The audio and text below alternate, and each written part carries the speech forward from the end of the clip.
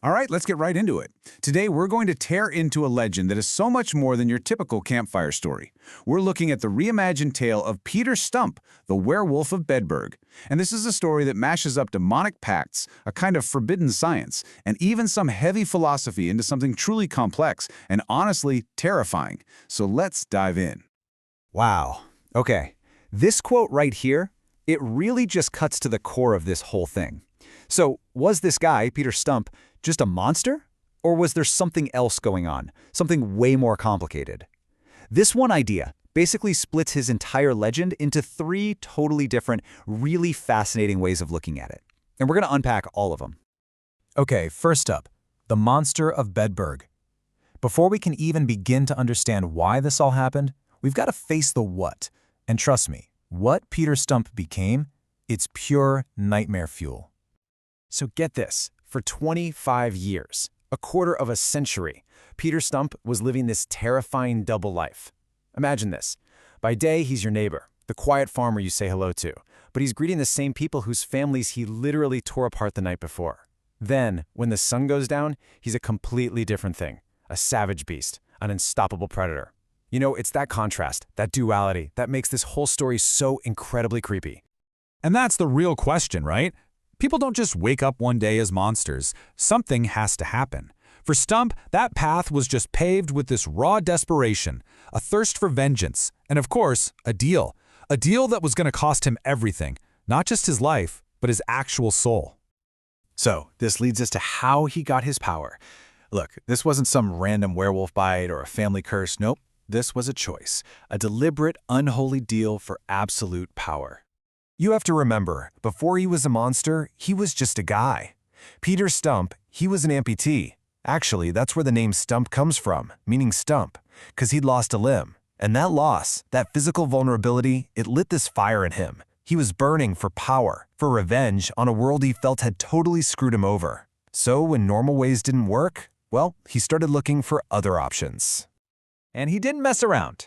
He went straight to the top, summoning a demon you've probably heard of, Mephistopheles.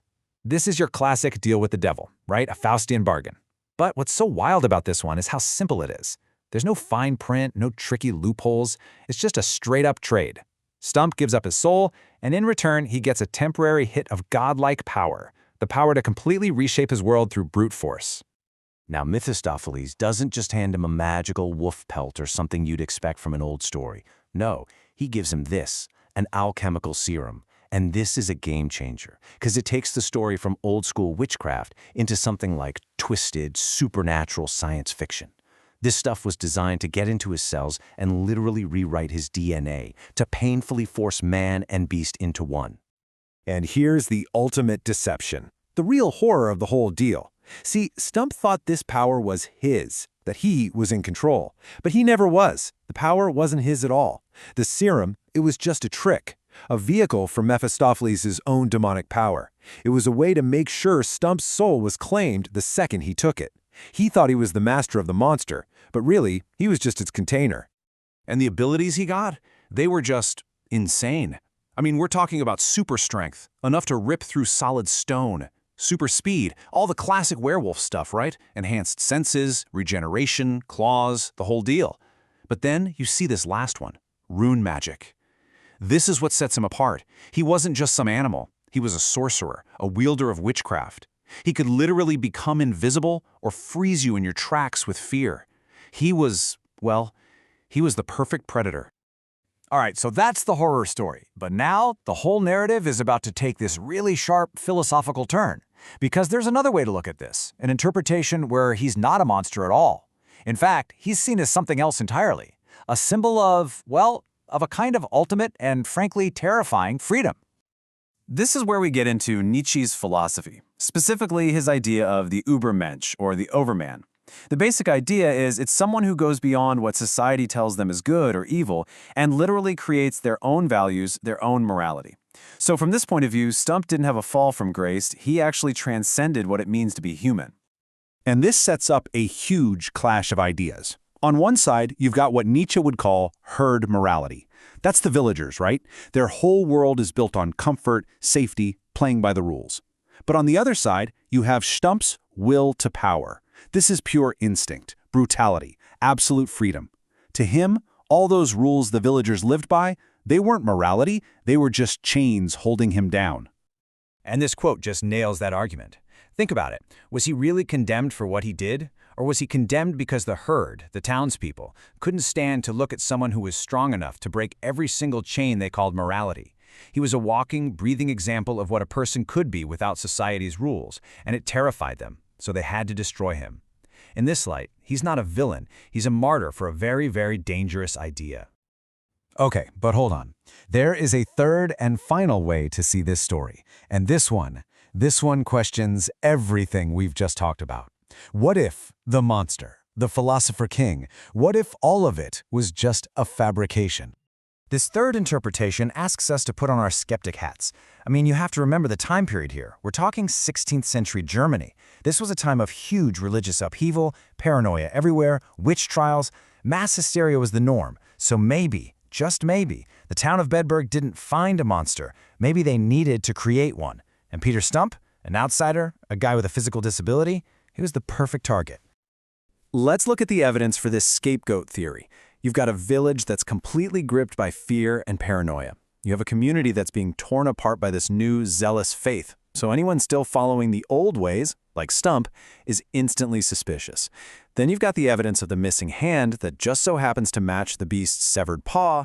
It's a little too convenient, isn't it? And the nail in the coffin, his confession was extracted under extreme duress. I mean, torture. How can you possibly trust a story that's built on a foundation like that? So, that brings us to the unmasking and his legacy. No matter which of these three versions you lean towards, the story always ends the same way, with his capture and with the birth of a legend that people would be talking about for hundreds of years.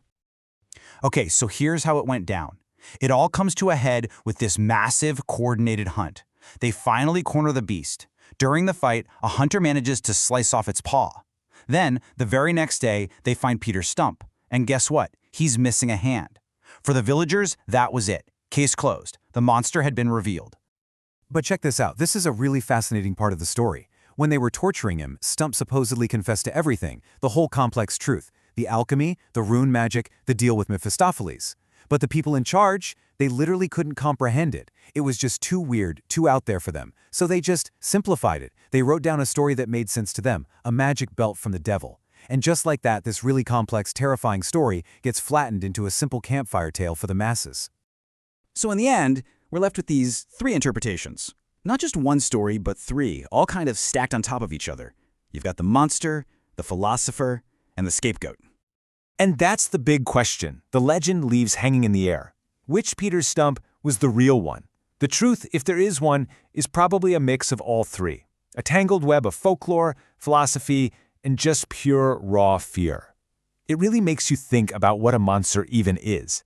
Is it about the claws and the teeth? Is it about breaking society's rules? Or is it just about being on the receiving end of a terrified crowd's pointed finger? This legend, well, it definitely doesn't give us any easy answers.